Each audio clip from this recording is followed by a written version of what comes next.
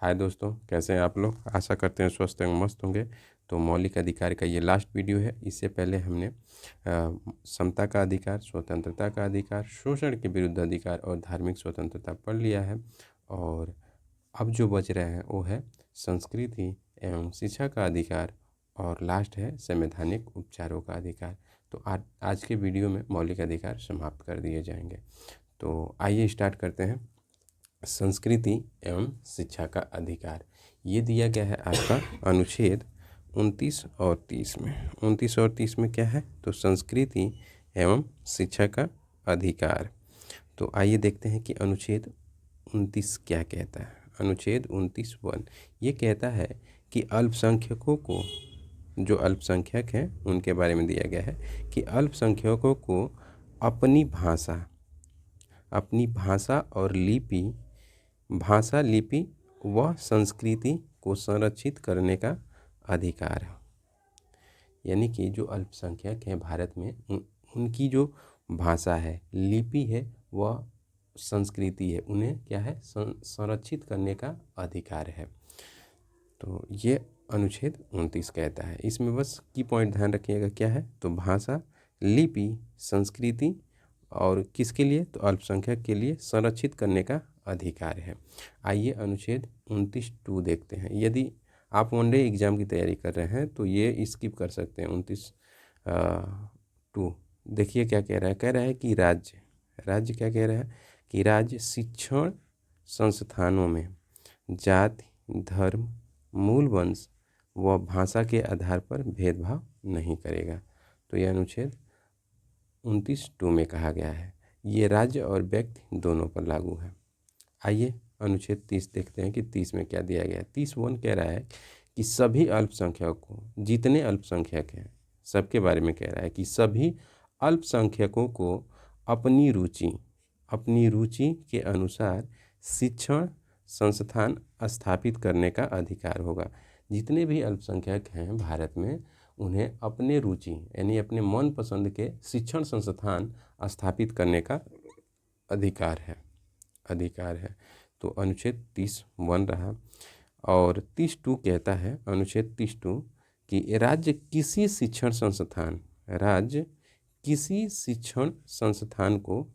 संस्थान को सहायता देते समय इस आधार पर भेदभाव नहीं करेगा कि वह किसी अल्पसंख्यक वर्ग के प्रबंधन में है। यानी कि यदि कोई अल्पसंख्यक वर्ग के प्रबंधन में कोई शिक्षण संस्थान है तो राज्य उस भेदभाव नहीं करेगा सहायता देने में। तो ये रहा अनुच्छेद 30। अब अनुच्छेद 31 में था संपत्ति का अधिकार, जिसे 44वें संविधान संशोधन 1978 के द्वारा उसे कानूनी अधिकार बना दिया गया। मौलिक अधिकार से हटा के कानूनी अधिकार बना दिया गया। तो आइए हम लोग बढ़ते हैं अनुच्छेद 32 के तरफ, जिसमें संवैधानिक उपचारों का अधिकार दिया गया है। अनुच्छेद 32 में है संवैधानिक उपचारों का अधिकार। ये कई एग्जामों में पूछा गया है कि संवैधानिक उपचारों का अधिकार किस अनुच्छेद में है। तो ये अनुच्छेद 32 में है। किस में है? आर्टिकल 32। इंग्लिश में आर्टिकल कहते हैं और हिंदी में अनुच्छेद कहते हैं। तो आर्टिकल 32 में है संवैधानिक उपचारों का अधिकार। फिर देख लेते हैं कि इसमें क्या पॉइंट दिया गया है। यह कह रहा है कि यह स्वयं मौलिक अधिकार है। अनुच्छेद 32 क्या है? स्वयं एक मौलिक अधिकार है और स्वयं एक मौलिक अधिकार होते हुए अन्य मौलिक अधिकारों का रक्षक है। यानी कि अनुच्छेद 32 के तहत ही सुप्रीम कोर्ट 5 प्रकार के रीट मौलिक अधिकार के संबंध में जारी करता है। इसीलिए इसे क्या कहा जाता है? अनुच्छेद 32 को मौलिक अधिकारों का रक्षक कहा जाता है। इसीलिए डॉक्टर भीमराव अंबेडकर ने क्या कहा इसे? अनुच्छेद 32 को क्या कहा है? तो अनुच्छेद 32 को कहा है संविधान की आत्मा। ये कई बार एग्जामों में पूछा गया है कि डॉक्टर भीमराव अंबेडकर ने किस अनुच्छेद को संविधान की आत्मा कहा है। तो अनुच्छेद 32। और अनुच्छेद 32 में क्या है? संवैधानिक उपचारों का अधिकार। ठीक है, तो फिर आगे बढ़िए और हम लोग देखेंगे कि 32(1) में क्या है। तो 32(1) कह रहा है कि प्रत्येक व्यक्ति अपने मौलिक अधिकारों के हनन होने पर प्रत्येक व्यक्ति अपने मौलिक अधिकारों के हनन होने पर क्या सुप्रीम कोर्ट जा सकता है। तो अनुच्छेद 32(1) कह रहा है कि कोई भी व्यक्ति हो, यदि उसके मौलिक अधिकारों का हनन होता है तो वो स्वयं सुप्रीम कोर्ट जा सकता है। ये 1982 से पहले ऐसी व्यवस्था थी, लेकिन 1982 में एसपी गुप्ता केस में जस्टिस पीएन भगवती यानी कि न्यायाधीश पीएन भगवती ने क्या किया, आदेश दिया कि कोई व्यक्ति किसी अन्य व्यक्ति के अधिकार के संरक्षण के लिए भी न्यायालय जा सकता है। इसका कहने का मतलब ये है कि मान लीजिए कि कोई व्यक्ति ए है, यदि उसके मौलिक अधिकारों का हनन होता है, मान लीजिए कोई व्यक्ति ए है और इसके मौलिक अधिकारों का हनन होता है, तो यदि बी इसका रिलेशन में कोई है या भाई है, चाचा है, कोई भी है या दोस्त मित्र, ये क्या कर सकता है, इसके मौलिक अधिकारों के अनुच्छेद 1 के मौलिक अधिकारों का हनन हुआ है तो इसके मौलिक अधिकारों के सुरक्षा के लिए या संरक्षण के लिए ये क्या कर सकता है, बी, तो बी सुप्रीम कोर्ट या हाई कोर्ट ये जा सकता है। ठीक है, तो यही कह रहा है, इस केस में यही आदेश पारित हुआ। ठीक है, तो आ जाइए आगे बढ़ेंगे और देखेंगे कि सुप्रीम कोर्ट, देखिए यहाँ पे दिया है नोट, मौलिक अधिकारों के संरक्षण के लिए, मौलिक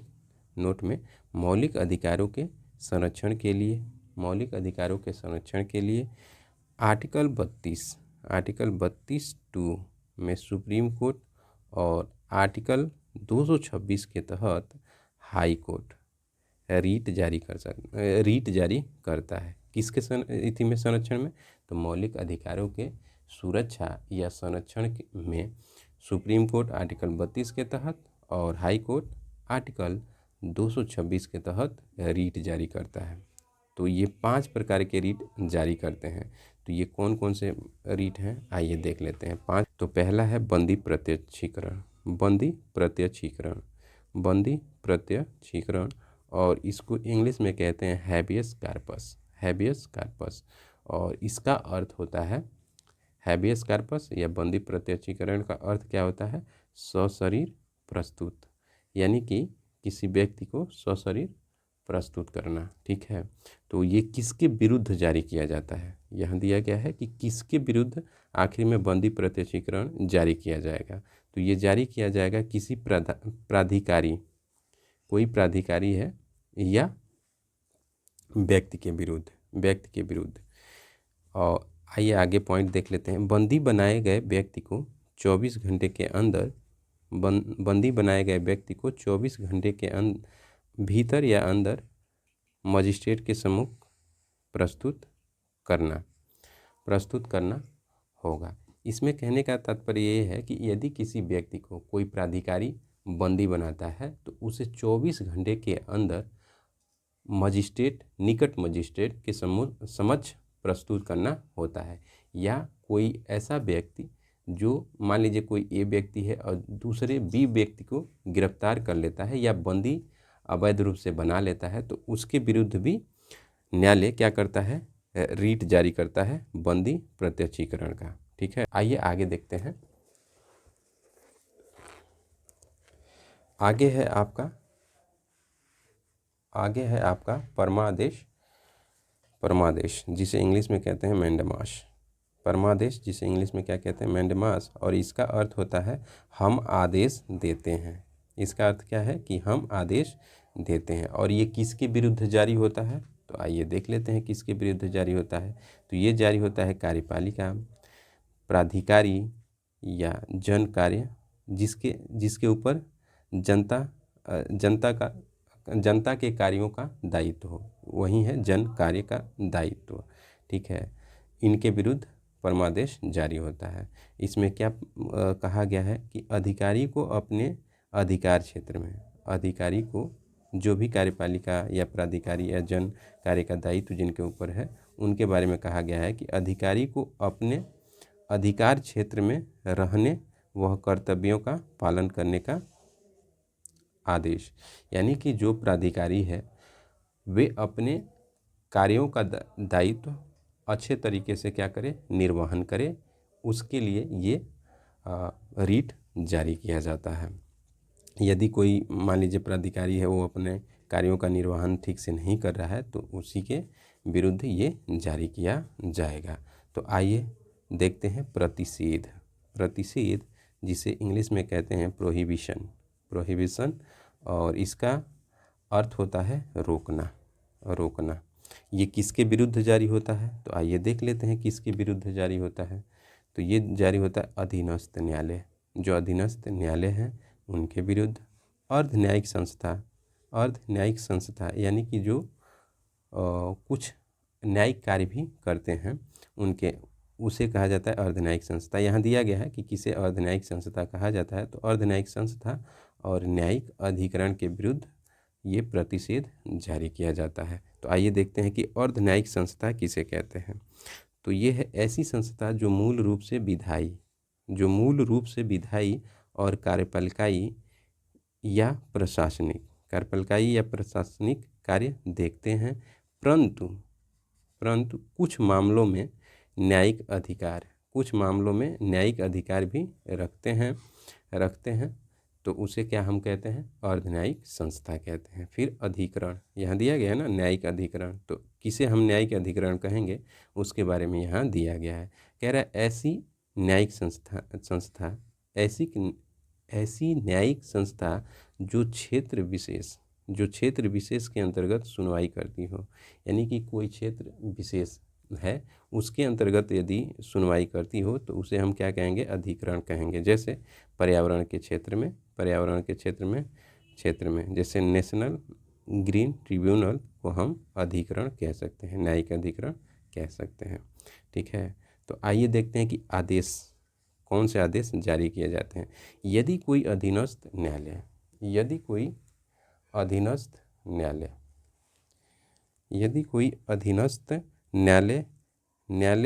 या अर्ध न्यायिक संस्था, यदि कोई अधीनस्थ न्यायालय या अर्ध न्यायिक संस्था अपने अधिकार क्षेत्र से बाहर जाकर, क्या है यहाँ ध्यान दीजिएगा, अपने अधिकार क्षेत्र से बाहर जाकर किसी मामले की सुनवाई प्रारंभ कर देता है, क्या यहाँ ध्यान देना होगा, प्रारंभ कर देता है। कोई मामला है उस मामले में क्या करता है, अर्ध न्यायिक संस्था या अधीनस्थ न्यायालय क्या करता है, सुनवाई प्रारंभ कर देता है। सुनवाई प्रारंभ कर देता है तो न्यायालय इसे रोकने का आदेश जारी करता है और इस मामले को अपने पास मंगवाता है। ठीक है, देखिए कहने का तात्पर्य है कि जो अधीनस्थ न्यायालय है या अर्ध न्यायिक संस्था है उनके अधिकार क्षेत्र में कोई मामला नहीं है, लेकिन उस मामले का क्या करते हैं, उस मामले में कार्रवाई प्रारंभ कर देते हैं। तो सुप्रीम कोर्ट या हाई कोर्ट रीट जारी करते हैं कि आप उस मामले पे कार्रवाई रोक दें और उसे हमारे पास आप भेजें। तो इसके कहने का तात्पर्य यही है।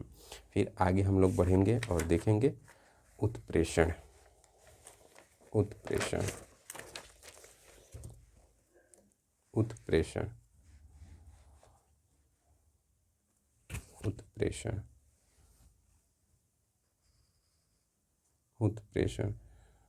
सर्टियरी, इसमें क्या है, उत्प्रेषण का अर्थ है कि ऊपर प्रेषित करना, यानी कि ऊपर प्रेषित करना। ये किसके विरुद्ध जारी किया जाता है, तो वहीं जो आपका यहाँ था क्या, प्रतिषेध, जो प्रतिषेध में था जिसके विरुद्ध जारी किया जाता था प्रतिषेध, उसी के विरुद्ध, जैसे अधीनस्थ न्यायालय, अर्ध न्यायिक संस्था या न्यायिक ट्रिब्यूनल जो था उनके विरुद्ध ये जारी किया जाता है। ठीक है, उत्प्रेषण भी। तो इसमें कह रहा है कि आदेश अपने अधिकार क्षेत्र से बाहर जाकर उपरोक्त संस्थाओं ने, यानी कि अधीनस्थ न्यायालय या न्यायिक अधिकरण ने क्या कर दिया है, किसी मामले पर निर्णय दे दिया है। यहाँ प्रारंभ नहीं किया है, उस मामले पर निर्णय दे दिया है अपने अधिकार क्षेत्र से बाहर, यानी कि उसके अधिकार क्षेत्र में वो मामला नहीं आ रहा है, उस मामले में वो जाकर क्या कर दे रहा है, निर्णय दे रहा है। तो सुप्रीम कोर्ट निर्णय को शून्य घोषित कर देगा और उस मामले को अपने पास मंगवाएगा। ठीक है, तो ये रहा उत्प्रेषण। आइए आगे देखते हैं अधिकार परीक्षा कि अधिकार परीक्षा क्या है। तो इसे इंग्लिश में कहते हैं को वारंटो और इसका अर्थ होता है किस अधिकार से, किस अधिकार से। ये किसके विरुद्ध जारी होता है? तो ये जारी होता है लोक प्राधिकारी के विरुद्ध। लोक प्राधिकारी के विरुद्ध जो अवैध रूप से, जिस अथॉरिटी नहीं है उस पद पे बैठने की, तो उसी के विरुद्ध ये जारी होता है। अवैध पद ग्रहण करने के विरुद्ध ये जारी होता है। आदेश कौन देता है? तो आदेश देता है सुप्रीम कोर्ट या हाई कोर्ट। ये क्या आदेश है? जो लोक प्राधिकारी हैं उनसे पूछा जा सकता है कि किस अधिकार से आप इस पद पे बैठे हैं। ठीक है, तो ये रहा अधिकार परीक्षा। तो 5 प्रकार के आपके रीट हैं। तो ये पांचों प्रकार के रीट हमने बता दिया है। आइए अब मौलिक अधिकार यहाँ समाप्त होता है, लेकिन जो अनुच्छेद 12 से लेकर 35 तक में क्या है, मौलिक अधिकार दिया है। तो हम लोग 33, 34 और 35 देख लेते हैं कि इसमें क्या दिया गया है। तो आपके 33 में है, कह रहा है कि संसद कानून बनाकर सेना बलों, सशस्त्र बलों और पुलिस बलों के मौलिक अधिकारों को स्थगित कर सकता है। आप देखते हैं कि अनुच्छेद 19 के अंतर्गत क्या प्राप्त है?